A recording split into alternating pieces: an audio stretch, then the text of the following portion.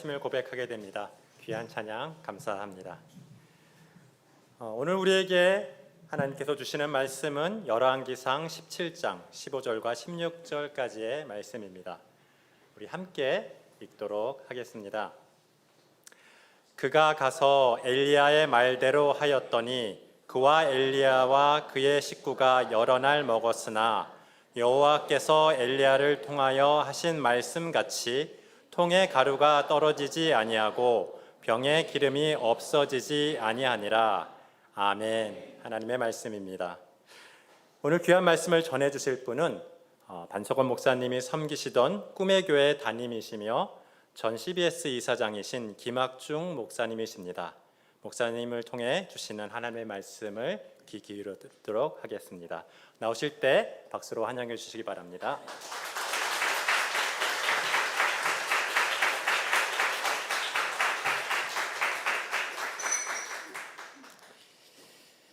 이렇게 시간이 지나다 보니까 가을의 계절이 온 것 같습니다. 눈으로만 보이는 계절이 아니라 향기로 가을을 좀 느낄 수 있는 것 같고, 정말 좋은 곳에 가면 눈으로 아름답지 않고 그 향으로 그것을 음미하도록 만드는데, 우리 하나교회 이렇게 들어오면서 처음 와봤는데 좀 향기로 이 교회를 느끼고 싶어서, 이 교회는 어떤 향을 갖는 교회일까, 어떤 분들이 어떤 향이 믹싱이 될까, 이런 느낌을 잠시 기도하면서 가져봤습니다. 저에게 오는 향의 느낌은 열매도 있고 또 사람을 행복하게 하는 그런 향이 저에게 이렇게 좀 다가왔는데, 바라기는 이 좋은 계절과 함께 오늘 여러분이 더욱더 아름다운 향을 풍기는 멋진 인생들 되시고 또 좋은 교회가 되시기를 먼저 축복해 드립니다. 우리 반석원 목사님은 신학대학을 졸업하시고 제가 목회하는 교회에 오셔서 함께 사역을 하면서 아주 젊을 때 교육부에서 우리 학생들하고 뛰어노는 그런 모습들을 보면서 아끼고 기대했던 목사님입니다. 계속 그 연락을 이어오면서 이곳에 오셔서 사역하고 있는 것도 알고 있었고, 또 담임 목사님이 되는 과정을 말씀해 주셔서 제가 소식을 듣고 기쁨으로 이렇게 오늘 이 자리에 서게 됐습니다. 오늘 취임하는 목사님과 교인들에게 본문의 말씀을 묵상하면서 이런 내용을 좀 소개하고 싶어서 오늘 성경 얘기를 좀 하려고 합니다. 이 열왕기상 17장의 말씀은 북이스라엘 아합 왕 시대의 배경을 가진 이야기입니다. 아합 왕 시대에는 명함이 굉장히 엇갈린 이야기가 있습니다. 우선 경제가 엄청 발전합니다. 아합이 어떻게든 경제를 발전시켜야 되겠다 이렇게 생각해서 시돈이라고 하는 나라와 결혼 동맹을 맺고 거기에서 엄청난 자본이 들어오게 해서 말 그대로 경제가 풍요로워집니다. 잘 살게 됐지요. 그러나 시돈이라는 나라에서 자본만 들어온 게 아니라 다른 부수적인 게 들어오게 되는데, 그 중에 하나가 바알 신앙이 들어와요. 이 바알이라는 뜻은 비를 몰고 오는 신, 농사를 잘 되게 하는 신, 그런 뜻을 가지고 있습니다. 이집트를 나와서 광야를 지날 때만 해도 하나님의 인도하심 아래 가나안 땅을 온 이스라엘 백성들이 그 하나님의 인도하심을 다 목격한 사람들인데, 가나안에 와서 살다 보니 그 가나안 땅은 농사를 짓는 곳인데 대부분의 가나안 사람들이 농사의 풍요를 위해서 바알신을 믿는 거예요.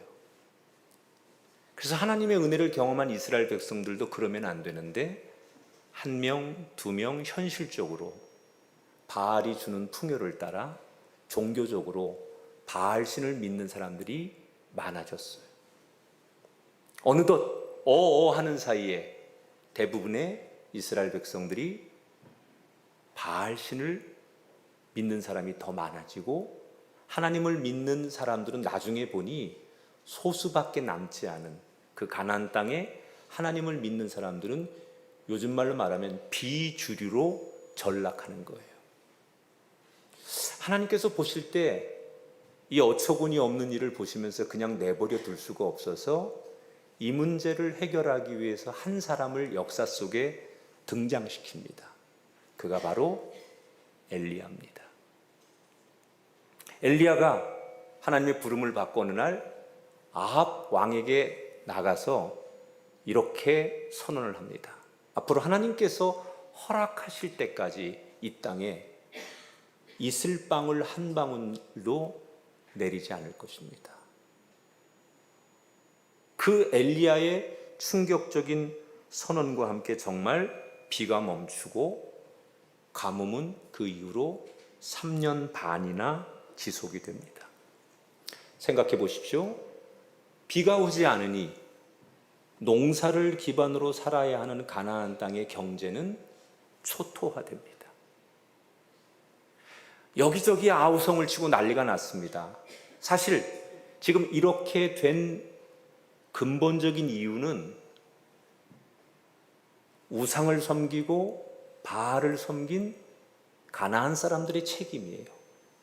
그런데 아합 왕은 이 책임을 인정할 수 없다고 생각하고 이 모든 책임을 엘리야 때문이다라고 생각하고 엘리야를 지명수배하게 됩니다. 엘리야가 하나님의 메시지를 선포하고 도망자 신사가 되어서 하나님 앞에 기도하죠. 하나님, 내가 어디로 가야 합니까? 그때 하나님께서 엘리야에게 요단강 인근의 그릿 시냇가로 가라. 그러나 그곳도 얼마 견딜 수 없어서 다시 하나님께서 거기 숨어 있는 엘리야에게 시돈이 다스리고 있는 사르밧이라고 하는 도시로 다시 가라, 이렇게 말씀하세요. 그러면서 어떤 얘기를 하나님께서 엘리야에게 그때 하시냐면, 시돈 땅, 바알의 본고장, 엘리야를 숨기고 보호하려고 그릿 시냇가로 보내셨던 하나님께서 그곳에 물이 마르니까 다음 대안지로 주신 땅이 바알의 본고장 시돈의 땅으로 엘리야를 가라는 거예요. 더 어처구니가 없는 얘기는 그 다음에 나오는 얘기예요. 내가 그곳에 네가 가면 한 과부를 준비해서 너로 하여금 이 가뭄이 끝날 때까지 먹고 마시는 일을 준비케 하겠다. 누가 들어도 상식적으로 이해되지 않는 말을 하나님께서 엘리야에게 하시는 거예요. 그러나 엘리야는 이미 하나님 말씀 앞에 순종하는 훈련이 되어 있었기 때문에 받아들일 수 없는 상식적이지 않은 말을 듣고 순종하고 사르밧이라는 도시로 갑니다. 사르밧은 원래 굉장한 유명한 상공업 도시입니다. 문헌에 보면 유리, 염료, 금속 재련 이런 게 상당히 발전했던 상업 도시예요. 그래서 원래는 굉장히 부유한 도시입니다. 그러나 엘리야의 눈에는 비가 오지 않고 모든 경제가 무너졌기 때문에 그렇게 잘 살던 그 도시가 처참한 거예요. 여러분 보십시오. 풍요의 신, 비를 몰고 와서 농사를 잘 되게 해주는 신, 그 신의 본고장인 바알을 믿는 본고장인 그 사르밧이라는 도시에서 하나님의 말씀 한마디에 세상의 신은 아무 역할도 못하는 거예요. 엘리야가 도착은 했지만 도대체 이곳에서 무슨 수로 과부를 만나고 과부를 만난들 이런 처참한 광경에서 나를 위해 무엇을 해줄 수 있을까? 의문이 가득한 거예요. 때마침 서성거리고 있는 엘리야의 눈에 한 여인이 들어와요. 그 당시에는 아마도 혼자 사는 과부들이 입는 복장이 좀 있었던 것 같아요. 그래서 한 여인이 이상한 복장을 하고 나뭇가지를 줍고 있는데 분명히 혼자 사는 여인 같아서 혹시 하는 마음에 그 여인에게 말을 겁니다. 내가 배도 고프고 목이 마른데 나에게 물과 먹을 것을 좀 줄 수 있습니까?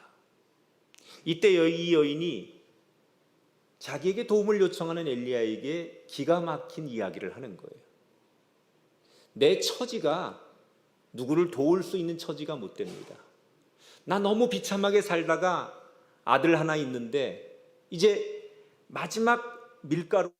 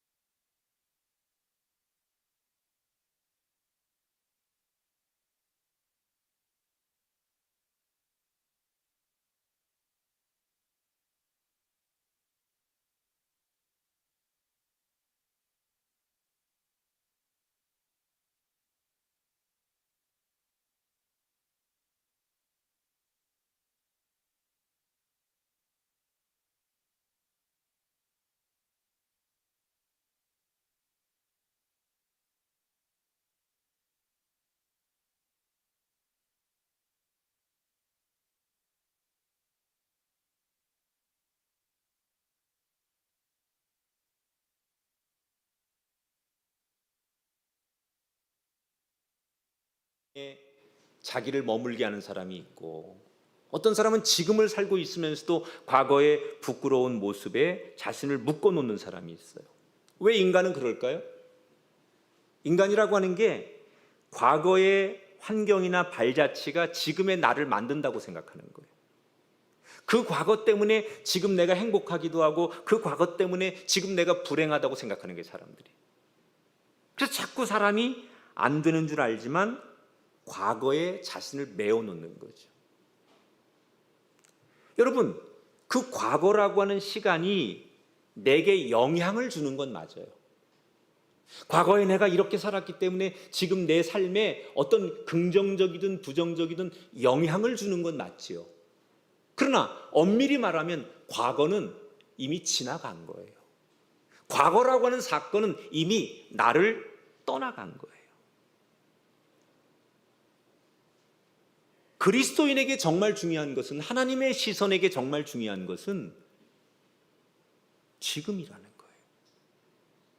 오늘이라고 하는 거예요.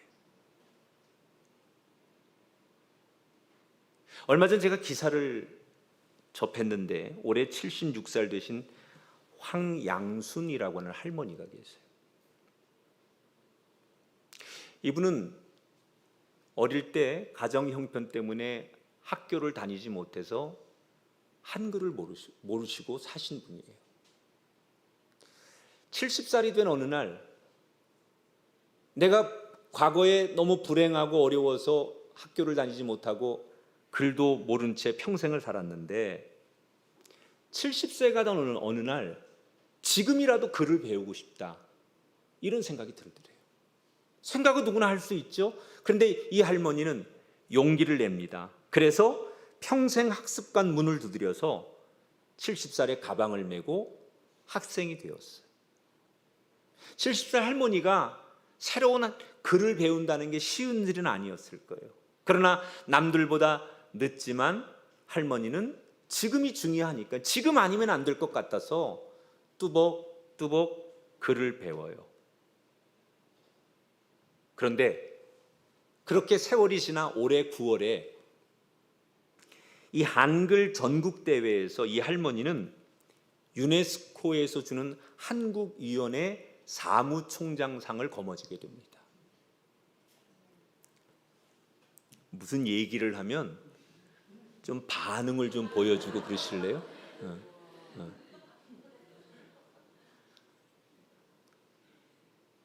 저는 내가 이런 얘기하면 사람들이 놀랄 거라고 기대하고 얘기했는데, 안 놀래면 내가 놀래서 그래요.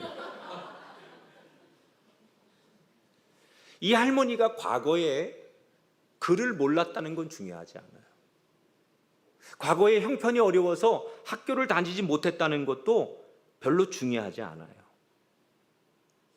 이 할머니의 인생에 그렇게 자랑스러운 상을 타고 이 할머니가 지금 행복할 수 있었던 것은 70살 어느 날 지금 배우겠다고 결심을 하니까 이 할머니는 박수도 받고 인생에 행복을 느끼는 삶이 되는 거예요.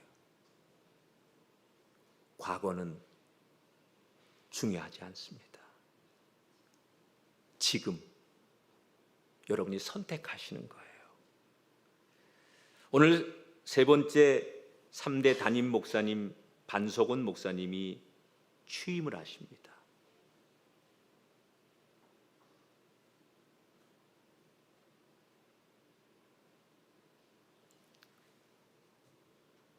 과거에 머물지 마세요. 오늘 처음 이 교회가 개척한다고 생각하시고, 그러니까 새로운 목사님이 필요한 거 아니겠어요? 그래서 우리 반석원 목사님과 함께 새로운 마음으로, 교회는 예배하는 공동체니까 온전한 예배를 집중해 보십시오. 내가 알았던 과거의 예수님 말고 새로운 마음으로 그 예수님을 알아가려고 노력하는 공동체가 되십시오. 과거에 내가 이루었던 봉사나 섬김 말고 새로운 담임 목사님과 함께 새로운 마음으로 주 안에서 교제하고 봉사해 보십시오. 지금을 결단하는 여러분 공동체, 하나님은 이전에 없는 교회 부흥과 교회됨을 허락해 주실 줄 믿습니다. 지나간 것에 연연하지 않는 공동체. 그래서 새로운 목사님을 보내셨으니 정리해야 될 과거가 있더라도 잘잘못을 가리는데 에너지를 낭비하지 마시고 그 에너지를 앞으로 필요한 것, 미래를 위한 교훈만 빨리 정하시고 훌훌 털어내는 오늘이 되시기를 바랍니다. 과거를 묻지 않고 지금 사르밧 과부의 선택에 집중하셔서 그를 축복하셨던 하나님께서 새로운 세 번째 담임 목사님이신 반석원 목사님과 함께 이것을 받아들이고 수용하고 오늘 말씀 앞에 지금을 결단하는 여러분 공동체 위에 사르밧 과부의 축복이 하나님의 축복의 통로가 되는 놀라운 역사가 만들어지게 되기를 주의 이름으로 축원합니다. 기도하겠습니다. 하나님, 지금부터 주 안에서 하나교회와 반석원 목사님을 통해 아름다운 기적이 시작되는 이곳 하나교회, 그리고 이 교회를 이루는 우리 지체들 하나하나가 되게 하여 주옵소서. 오늘 이 자리에서 결단하고 지금 하나님의 부르심 앞에 아멘 할 수 있는 우리 모두가 되게 하여 주옵소서. 새로운 목사님, 하나님 앞을 향해 가게 하시고 하나님이 계획하신 일을 이루는 하나님의 귀한 종이 되게 하옵소서. 예수님 이름으로 기도합니다. 아멘.